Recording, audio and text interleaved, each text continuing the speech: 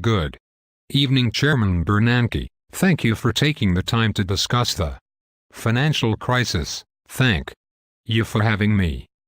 Chairman Bernanke, in your opinion, what were the benefits of the programs that under your supervision the Federal Reserve put in place?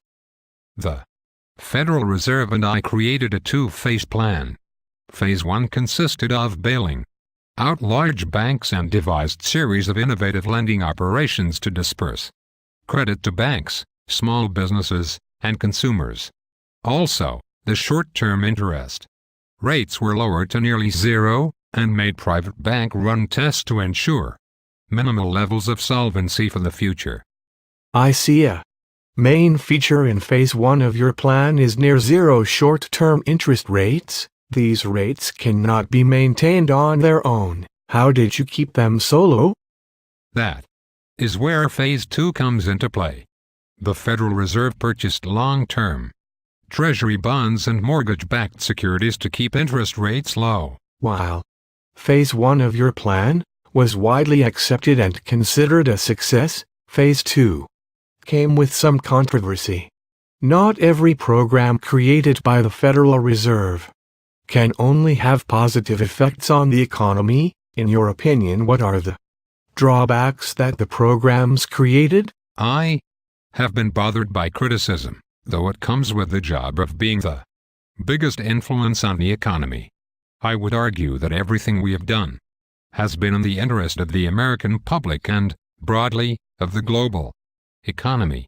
A lot of people get that. Some of your biggest critics criticize you for tripling the Fed's balance sheet by simply creating $600 billion with a stroke of a pen. What is your justification for this? The Federal Reserve became the lender of last resort for the banking system. The Fed and I have worked to furnish elastic currency to keep enough money in circulation for the economy to function. Operation Twist was put into action to also help spur the economy. On November 2, 2010, inflation was increased due to the second stage of quantitative easing. What is your reasoning behind increasing inflation? In the Great Depression, prices kept falling, causing the depression to last so long. I also feel it's necessary to stay away from deflation. Earlier, you referred to the Federal Reserve as a lender of last resort. Why did the Fed take on this responsibility? Some people don't understand fulfilling the responsibility as lender of last resort is what the Fed was created to do. This is what central banks have been doing for 300 years. To save the economy, I was forced to lend to the banks and bail them out, though I am not a fan of bailouts. Why do you believe that bailing out the banks will save the economy? I believe the reason the Great Depression became so severe because the banking system was allowed to implode and the banks stopped lending money. By bailing out the banks, I believe I can prevent another Great Depression. By supporting deflation, it hurt spending because people would expect prices to fall, so they waited to spend their money. This also hurt borrowing because money borrowed today would have to be paid back at a greater value tomorrow. In response, the central banks cut interest rates to encourage borrowing and spending. While this was occurring, yourself and the Federal Reserve overlooked that the majority of the bank's assets consisted of mortgage-backed securities. Supporting deflation did not prevent the economy from moving toward a depression. Why was another solution not found? When I took the position as chairman, a financial crisis was almost inevitable. To try and avoid the crisis, mortgages were written over to allow banks to sell assets without starting a panic. The Federal Reserve Act allowed the Fed to make loans under unusual and exigent circumstances as long as the loans are secured to the satisfaction of Federal Reserve banks. It has been argued that inflation would address the issue of high unemployment by making labor more affordable for employers. Also, borrowing and spending becomes easier because loans can be paid back with cheaper dollars. In turn, this could save the housing market and bring the economy back to more normal operations. Why has the Federal Reserve not used inflation as a major tool in fixing the economy? Inflation does also have its drawbacks. While it is good for the debtors, it is bad for the creditors and people with fixed savings. It hurts these people because the money is worth less. I believe once the economy is operating at its potential, dropping money from the sky will not add jobs.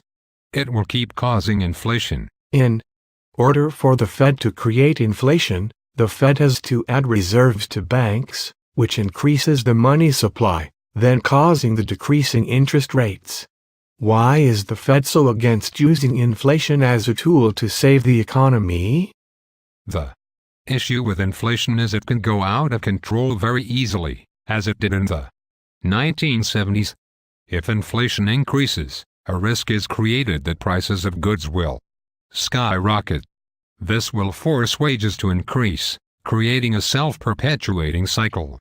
Another reason for not using inflation is for the concept to work the Fed has to convince everyone to spend more money. The raise in prices will only happen if people think monetary easing is temporary. This affects people's borrowing habits because they depend on future expectations about the economy. This will work as long as short-term rates stay low for an indefinite period, which in turn will keep long-term rates low. The challenge is keeping interest rates near zero as inflation begins to spin out of control.